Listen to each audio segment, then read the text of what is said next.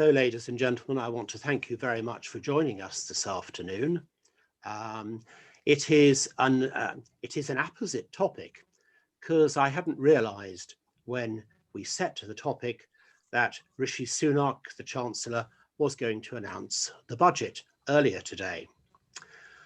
However, not realising that, we set today's topic around: does the economy decide everything, both personally and in society? We have an excellent panel today.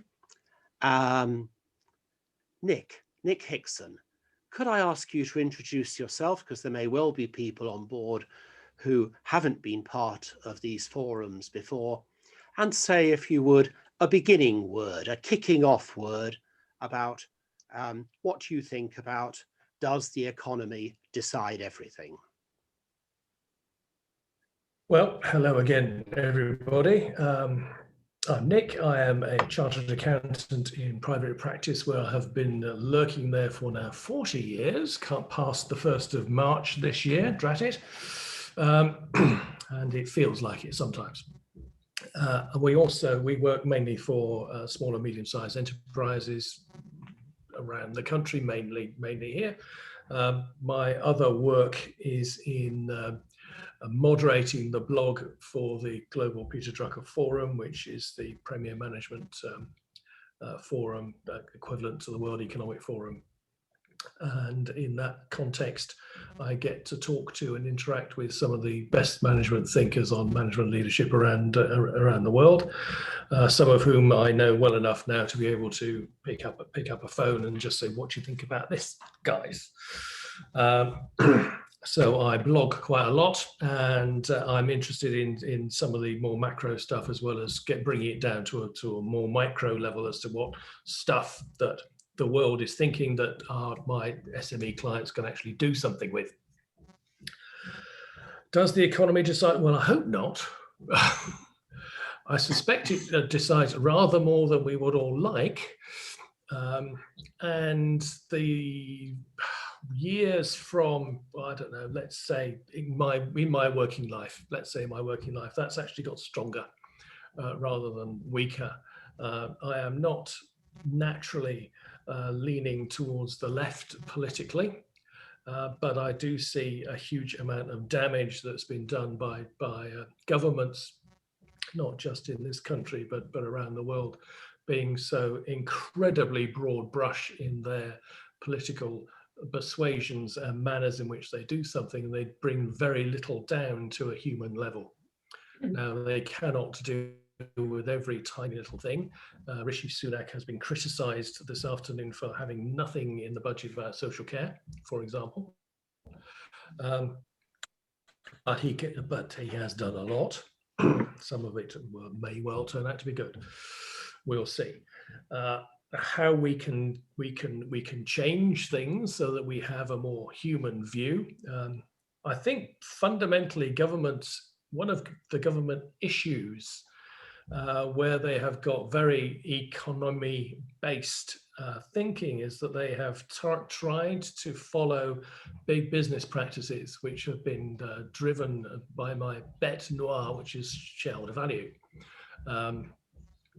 And they have developed mechanisms to run rather like large corporations, where they do not have a clear remit to do just the one thing very well. And if we say that big business does the one thing very well, even if it's the wrong thing, governments actually have a broader church to cover, and they've not done that well. And I think they've lost their mojo rather in that respect. So they have not brought it down to a human level. They've not really understood how people get to interact with government services, and how the general feeling of how economies should work to benefit the population rather than benefit the few. So that's my two pennyworth to kick it off. That's really helpful. And Gareth, could I possibly turn to you, please, now, the Rev'd Dr Gareth Sherwood, the Chief Executive Officer of Bournemouth's YMCA, doing fantastic work with children young families and homeless people. Would you like to introduce yourself for those who don't know you and kick off your thoughts on this topic? Pleasure to be with you all this afternoon. I'm the stand-in member of the panel today, and I, as has been introduced, I'm the chief executive of the YMCA here locally, and I have the privilege of running a charity that in it actually has business aspects as well as charitable aspects. And so I come at this a little bit like Nick's approach to this, which is that economics per se isn't necessarily an evil in itself or a good in itself. It is a tool which is used to understand how to use resources in the most pragmatic and practical way for the purposes which you set up your direction and what you're going to use your resources for. And so economics can be used to cause harm, accidentally or intentionally. Economics can be broad brush, and economics can be brought down to a very low level and be very pragmatic. When you think about small scale social enterprise works that I've set up or helped set up over the last, 15 years, economics can be quite a powerful tool for understanding what resources you have and the difference you can make with them. So economics can be used effectively in helping to discern the real social difference and the real impact you can make in people's lives from a pragmatic perspective.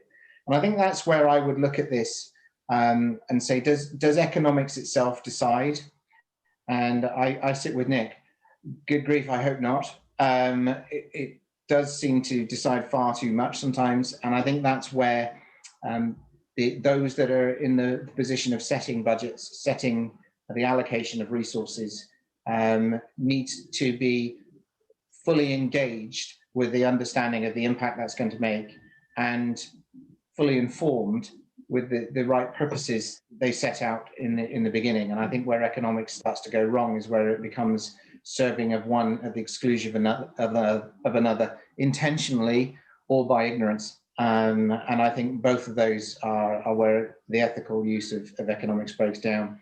From my own personal experience of economics, where this can start going really wrong in the medical profession is where you start valuing a year's worth of somebody's life. And I know existing in the medical insurance systems are ways in which you can understand the value of an individual's life and whether or not it's worth doing an operation. And you can actually bottle that down to about, I think the US, some of the measures are about $50,000 per year per person. As to whether it's economically viable to do an operation. So you can go down those routes. And of course, when you start doing that, you see the damage that economics can actually do when you start attributing value to people's time and to lives, and doing that in a real decision-making, ethical, good and bad sense. And I think that's where, from my own experience, it's not ethical to start putting values to people's lives, but it makes good economics to start thinking like that. And so when we start looking at ethical decision-making, when we start looking at individuals' lives, when we start looking at persons and society, economics is a very powerful tool. It can be used to create a vast amount of damage, and we've seen that in human history, and we're witnessing some of that even in societies and in the world today. And economics has the potential to create an awful lot of good, but it has to be driven by principles itself, not the definer of those principles. That'll be where I'll finish there for you, Ian. Great, thanks, Gareth. Paul, I know you texted me earlier to say that you were multitasking between one thing and another.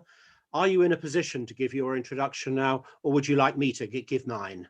No, I'm fine. I'm sorry, and there was just an important issue that I was just finishing off dealing with as we were starting. That you're with us.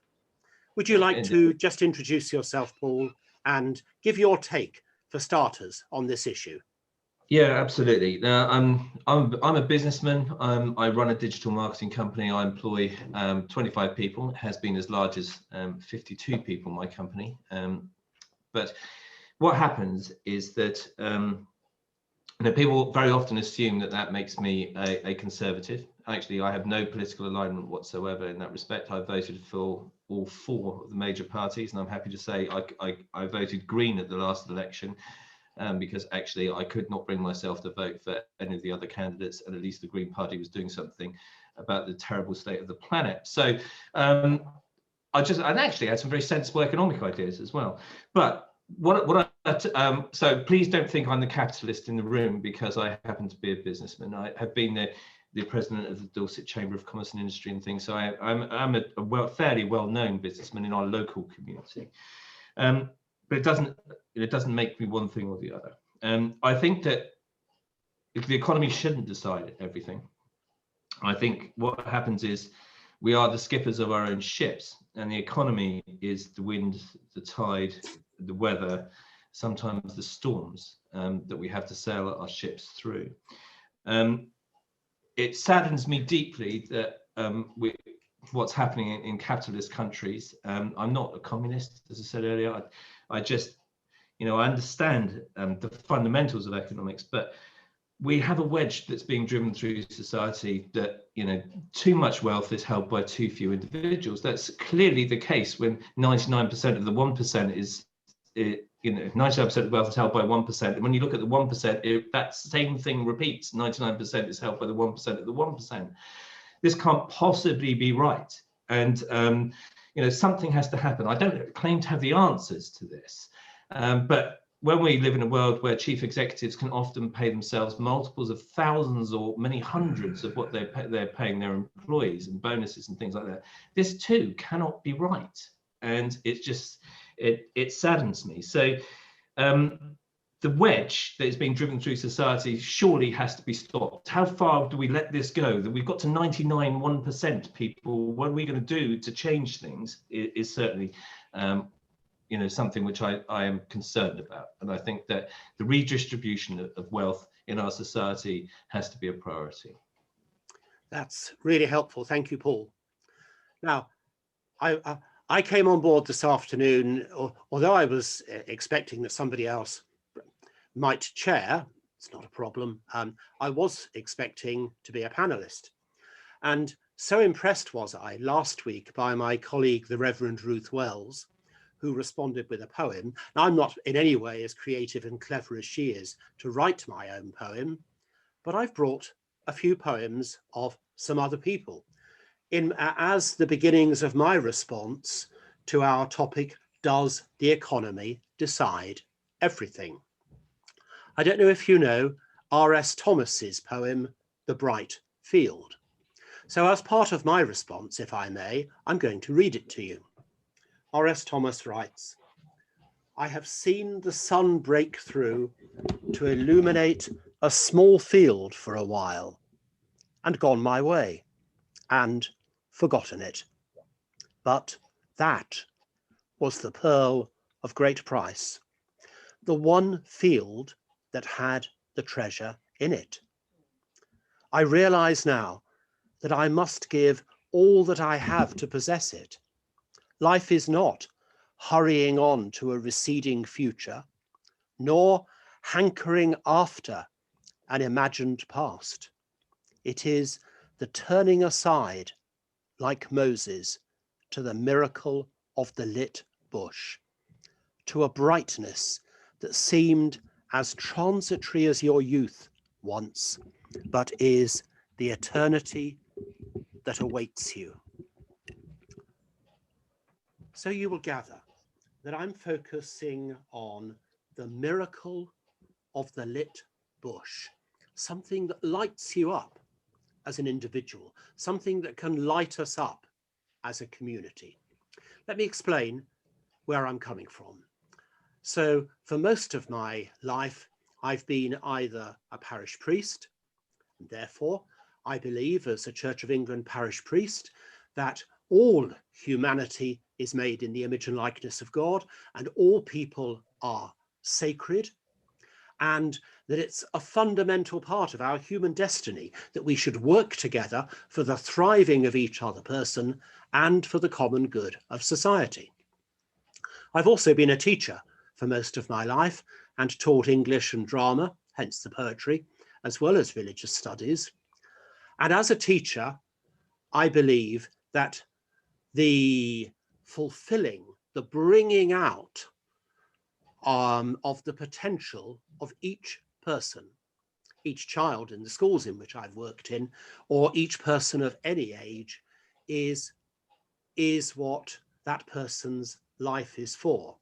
I believe that people are created to need other people, and hence we need to learn throughout life not only to work, selfishly for our own thriving, but actually that we find our thriving within the well-being of the others with whom our lives are closely associated, and within the common good of society. And I believe that it's when we feel so passionately about something that we are prepared to give ourselves for that person, for that cause, that things really come alive, that we begin to discover those things which otherwise, for economic concerns, can be pushed into the background.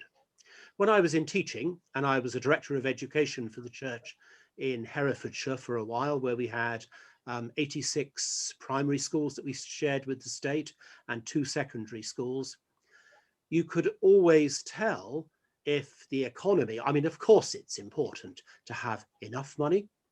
It's important to balance your books. It's important to have enough so that there is a surplus to be ploughed back into your main activity in schools. That was the education and the care of children and young people, and to put more capital into the well-being of the buildings to be fit for purpose. But you could always tell if the economy had begun to drive things rather than the well-being of the children, because you found too many children, because there was a per capita payment, there still is in the state system, that comes with each child. In fee-paying schools, of course, you get a fee that comes with each child. But if you try to cram too many children into a class, the levels of interaction cease to be positive. You pass the optimum level of interaction, and those children who are generally pretty well behaved, but who need to be brought on a bit by being given the opportunity to contribute and have a bit of interaction, they don't get it because there are too many children in the class. So you also see it from the staffing perspective in the school. In order for children to be well taught and for the children to be at the center of everything, which is how any good school should be, you should have staff who themselves feel cared for and valued, and who aren't trying to carry too heavy a workload.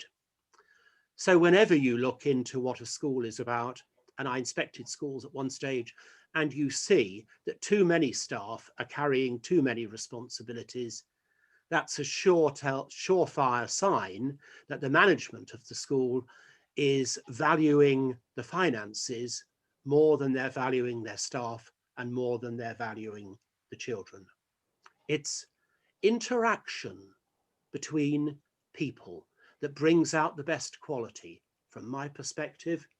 And therefore, I'm going to draw my introduction here to a close with another poem, a poem from the poet Brian Patten. And he writes, "You ask for a poem. I offer you a blade of grass. You say it is not good enough. You ask for a poem. I say, this blade of grass will do. It has dressed itself in frost.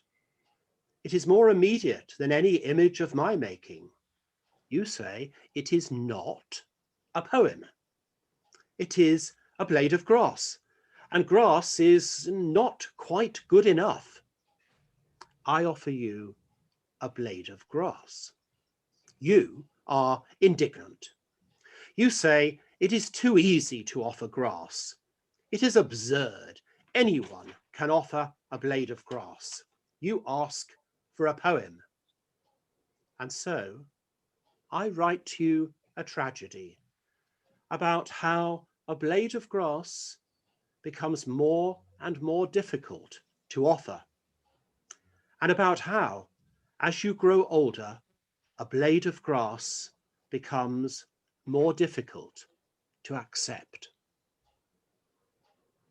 Sometimes it is the elusive values about the interaction that are at the heart of the interactions between us, what we offer each other and what we give value to, that needs space in which to flourish and don't always need to be hemmed in by the cold and hard demands of cost effectiveness. Now, you might expect a clergyman to say that, but I say it with conviction. Also, you might expect as an educationalist. Any of the audience like to come in at this point?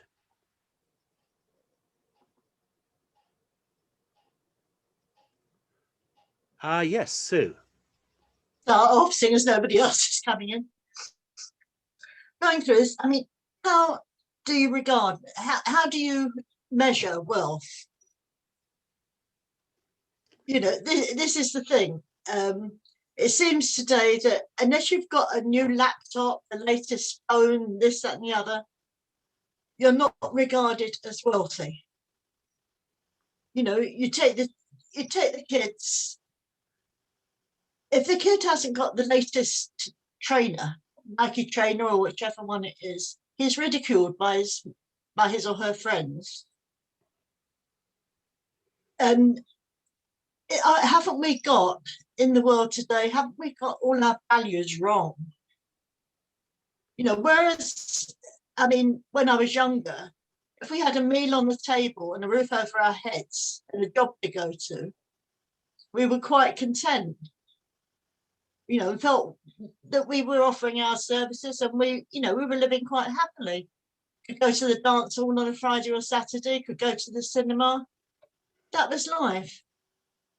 But now, for the young people and for adults, they just seem to be striving. You've got to have the latest car. If next door gets a new car, I've got to have a new car. Isn't it that values that have got mixed up as well as anything else? Nick, anything from you on this? Yes. I think that attitude has peaked. It feels to me it's peaked. I think you have every justification in making that remark, Sue. But it feels like it's, and the other real issue is if we value everything in economic terms, we have to put a number on it. And you can put a number on a new laptop or trainers or a car very, very easily. But it's like Ian said, with these elusive qualities of a blade of grass, that is one label only. It's the most simplistic possible label you can possibly use. And I will guarantee we all do not want to be labeled as individuals. I don't particularly want to be called an accountant, thank you very much. It does kill dinner party conversation very quickly. You generally find someone looking over my shoulder. Who else is in the room? You know, it's lovely. But you know, we are all multifaceted, even if we have particular needs and we wish to address the homeless or something. But the guy you're talking to or girl isn't just homeless. They've got a dozen labels you can think of when you've just met them that would just be equally applicable. And similarly with this view of just economic values, it's far too simplistic. And it's a government-driven thing because that's the way they can do stuff easily for lots and lots of people. But it's not satisfactory on a personal level at all. I do think that point that Sue made is starting to change, and hopefully, I pray that this pandemic has changed us into a slightly more caring society, and that we're taking a little bit more notice of people who have produced a more individual and personal response to some of the issues, like the nurses and carers, and even the dustmen and the postmen and other people who've just kept us going. The way that we can cope with the pandemic in the digital age is considerably easier than we could in the 1918 Spanish flu or the Middle Ages and the Black Death and whatever. But even so, you know, we still crave that personal touch. And if we can build that in more and more to the way in which we value things, which may not just have a number on it, I think that will be exceptionally helpful. Thanks. Gareth, do you have any thoughts on how we value, what we value? I think I like Gandhi's quote when he said, "There's enough in the world for everyone's need. There's just not enough for everyone's greed." And a very profound statement that carries with it echoes of commentary on consumerism and our own appetites for things. And I think it was Jesus that said, "Life is made of so much more than just things, and our human life is not valued by the things that we possess." And we've very much gone through a season as a culture of teaching our children that their lives are made up of what brand they wear and everything, whether we've meant to do it or not. It's the way we've done it through the media. And I think the other comment I'd have with that one is that we can fall into the trap of human beings of saying society is the fault of conditions and conditions are the fault of society, and you never dig yourself out of either. And it's very easy to start kind of looking at particular industries. But if you look at marketing, you know, marketing is only responding to the sales conditions and the appetites for human beings and the attention that they're trying to grab for the money we're trying to spend. And so, you know, it's as much our fault for buying into it as it is the marketeers for selling us stuff. And I think the only commentary I therefore have is that we all have to take that pause and own some personal responsibility for our own purchasing and our own example that we set, and resist the temptation just to point up to those that we wish to hold accountable for the conditions of society. And so that then comes down to, what am I spending on? What am I consuming? Where is the waste? And starting to apply, ironically, some economic thinking into our own lives and our own strategies for life. And so I agree with Nick there. I think we're moving from a season of what I would describe in sociology as rugged individualism, and we're moving towards a season of corporate responsibility. So if I was to say it in a slightly different way, I would say that, you know, that we have lived in a season of honouring the Statue of Liberty, and we are entering into a season where we're probably going to construct the Statue of Responsibility, and those twin sisters probably need to exist together. Thank you. Interesting points. Paul, how would you respond to value, the question about value? Well, I think this is a really interesting point. I think, firstly, wealth is pretty much always relative, and so it's actually status that most people are concerned with. It's social status, and whether you're a chimpanzee or whether you're a human, you're driven by that, and that's just inside. There's not much you can do about the DNA thing. I think it's not necessarily greed for money. And again, in business, you know, we have to use words that some people find offensive, like profit, and people see profit as a bad thing. Let me just say it isn't. Profit is the oxygen that businesses breathe, and without it, they die.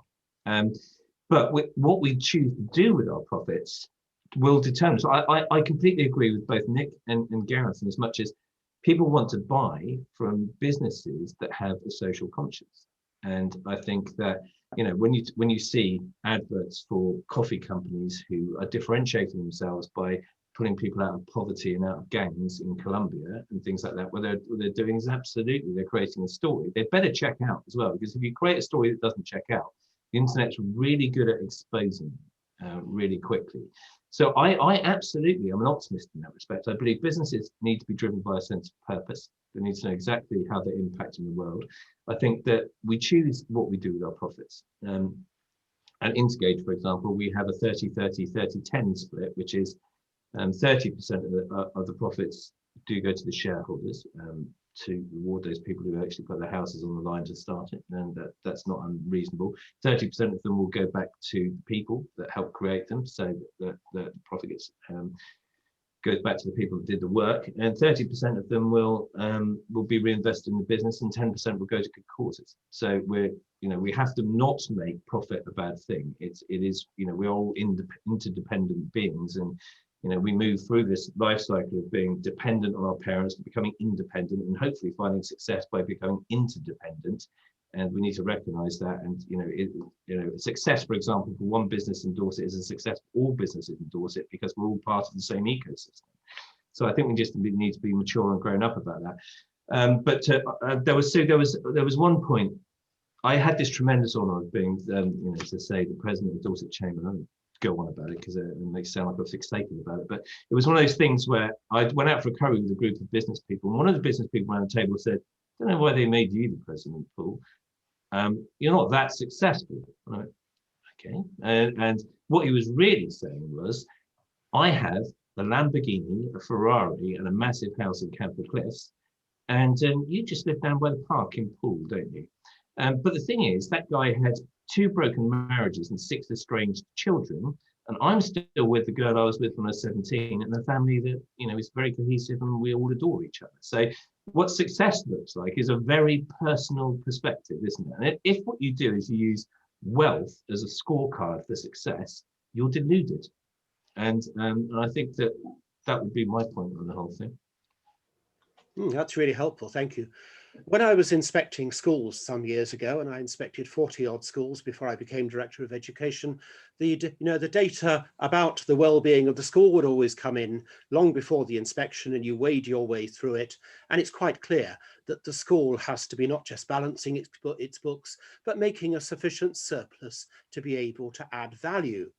But you need to be adding value to the core purpose of what you're there for, which is taking it for granted that every child matters, that every child standing in front of you in the school is of immense value individually, and that there is an amazing richness of creativity within that person that needs to be unlocked, and that each person needs to be given the creativity, the creative opportunities to discover who she or he can be. And the same applies to the staff throughout the school, because ideally learning is a partnership. I've been resting on poetry today to show that, yes, I really was an English teacher at one stage in the dim and distant past. And as we're thinking about where you find value, and I'm looking back to me as an English teacher. So try this one. This is Brian Patton's poem, The Minister for Exams. Brian Patton writes, "When I was a child, I sat an exam. The test was so simple, there was no way I could fail. Question 1. Describe the taste of the moon. It tastes like creation, I wrote. It has the flavour of starlight. Question 2. What colour is love? Well, love is the colour of the water a man lost in the desert finds, I wrote. Question 3. Why do snowflakes melt? I wrote, they melt because they fall onto the warm tongue of God. There were other questions. They were as simple. I described the grief of Adam when he was expelled from Eden. I wrote down the exact weight of an elephant's dream.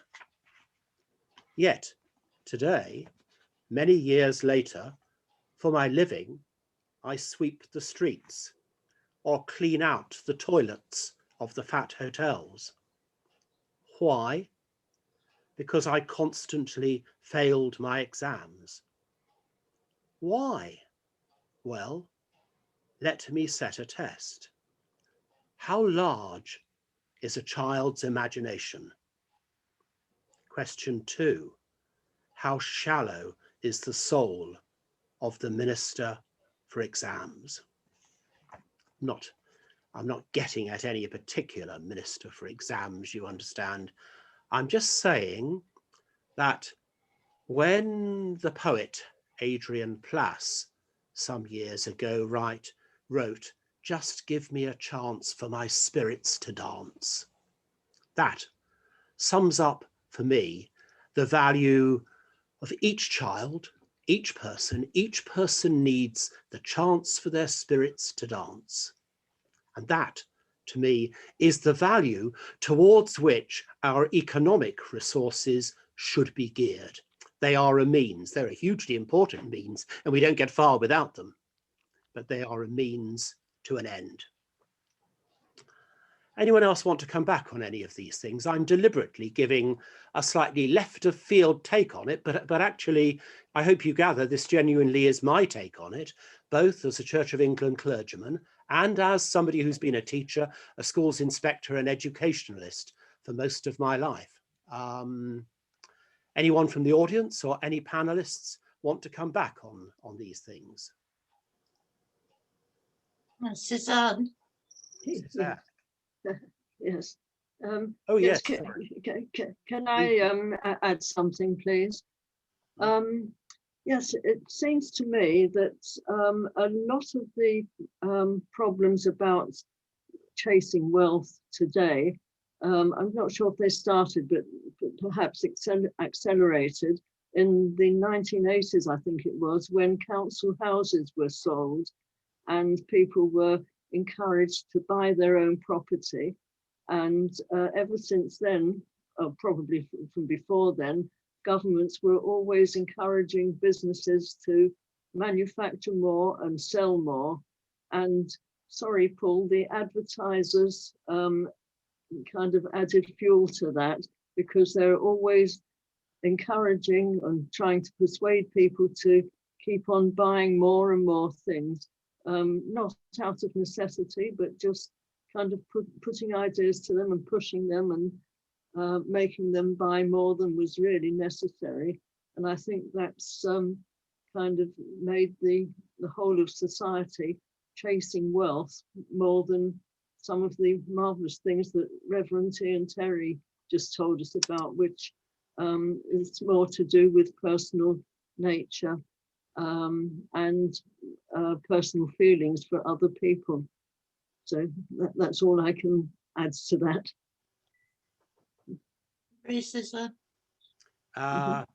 Paul. Thanks for that, Suzanne. I mean, I understand where you're coming from. I see that, you know, advertisers and marketers can be seen as adding fuel to that particular fire. Naturally, I do have a slightly different perspective on that, and being one, and running what I think is an ethical business that as well. And you're going to spend your money on something, and basically what happens is that if my customers, if I do my job well, their businesses grow, they create jobs for others, and they create wealth, and they create opportunity.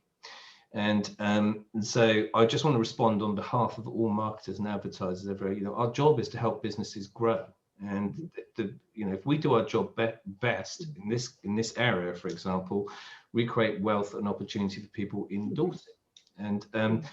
And so if we want jobs, we have to have people who do marketing and sales. And I would say to Nick, if you think it's difficult when you go to a dinner party introducing yourself as an accountant, try introducing yourself as a salesman. See how fast people move to the other side of the table then. I accept what you say, Paul, and I agree to a large extent, but I think the problem comes where people are persuaded to buy more than they actually need, or spend a greater amount than they can really afford. I think that's where problems arise. I think that there is a good and bad in every profession and every market and everything else. And I think that, you know, I empathise with that. Yeah. Has this been driven, do you think, by the general view in most Western economies that growth is good of whatever sort? So we should be encouraged to buy the newest car or the sneakers or whatever, and it becomes increasingly difficult then to justify the incremental benefit of getting the new thing. And once everybody has got a fridge, for example, it just sits in the corner and keeps things cold. It doesn't do anything particularly exciting. Getting a new, you've got to work quite hard to say there's new benefits in buying new things. We just don't ever seem to have grasped, and I think it's been driven down by government again, that getting new things doesn't necessarily give us the right sort of growth. There was a Bishop of Winchester, John V. Taylor, who was bishop when I first worked in this diocese as chaplain of Elizabeth College, Guernsey in 1984. And he wrote a book about economics and current affairs called Enough is Enough. And he was putting forward the view very robustly that it was a mistake, personally and socially, to always go for more and to work on the premise that quantitative growth was a great desirable. Now, of course, qualitative growth in the depth of our personalities, in our generosity, in our creativity, in the quality of our relationships, I would say, in our spirituality, and in the quality of the trust that the common good has in society. I think the growth of that, they are very much things to aim for. But of course, you're speaking to a parish priest, and one of my wardens is online, Jane, here, who has 2 Grade 1 listed buildings and a Grade 2 listed building that need a certain amount, actually quite a large amount of economic input regularly, or they will fall apart. And we have a duty of care to these buildings, as well as to the people we're here to serve, to keep those buildings standing. And there are contributions that have to be made to the central church organisation, in this case, the Diocese of Winchester, for the salary, the stipend of the priest. So inevitably, although I've put up front what I believe about the value, the inherent value, the sacredness of each individual, the importance of the creative spark in each individual being given the space to grow and for society to grow, that always has to be balanced in churches with fundraising, and it's a major concern for us with how we're going to keep the Grade 1 and Grade 2 listed buildings standing and thriving and balancing our books, as that was a concern in schools as well. So if you felt that I was being very soft edge and English teachery, and I'm not really apologizing for that, I'm aware as a parish priest that there's a very hard reality for which you need the finances to work. Others want to jump in at this point? Yeah, I'd raise the kind of the issue of the difference, or the distinguishing difference between job and work. For many of us, I think I might have just lost connection. Somebody close the door. No, you're still with us. I'm still there. Sorry. Raise the difference between the job and work. I very much see jobs as things we get paid for, but I'm a parent. There's work involved in being a parent, and that certainly is not something I get paid to do. But in my job and career, I have had many jobs, but I've done an awful lot of work where I haven't been paid for it. And certainly when I was in medicine, I was paid for 48 hours a week, which probably sounds like a lot. I never did less than 84.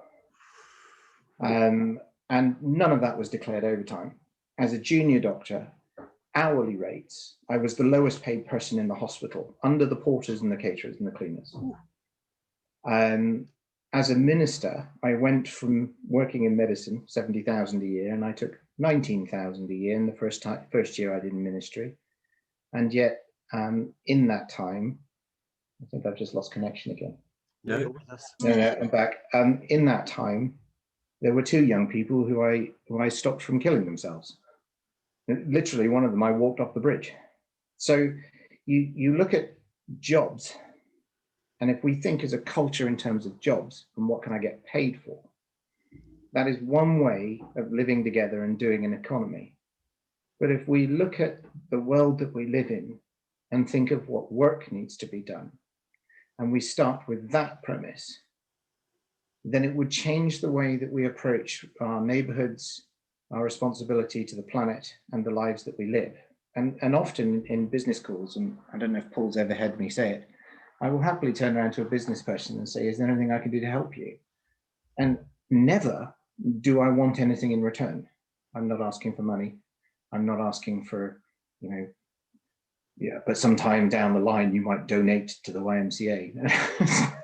No, it literally is genuinely for the well-being of the community and that person or the business that they're part of. I am happy to help. And the context of that is just one experience I had. When I left medicine, I left a career that was well on track towards becoming a consultant. And it was a choice between oncology or cardiology at the time. And I remember taking on this role running a youth work where I was certainly earning an awful lot less. And it was after a youth meeting. I came in the morning the next day. I went to the cubicles where the bathrooms were, and one of the young people had smeared feces all over the wall. And I remember, there's nobody to clean it, you're it. So I remember getting the bucket out and starting to clean feces off the wall and having a moment. All I can describe is a moment where 3 weeks ago, I was in clinic being paid ridiculous levels to look after the clinical care of individuals, being respected as Dr. Sherwood and all of the status that comes with it.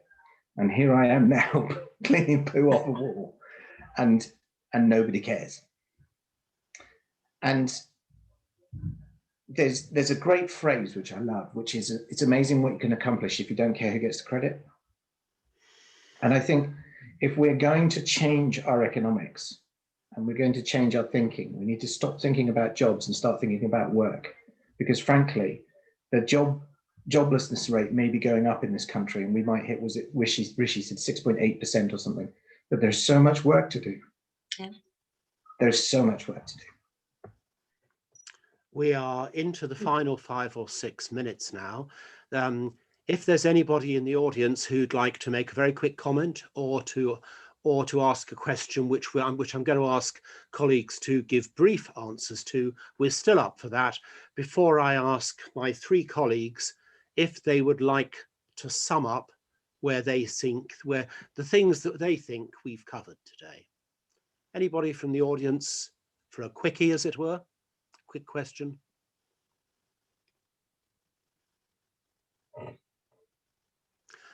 Okay, I'm going to go to Paul.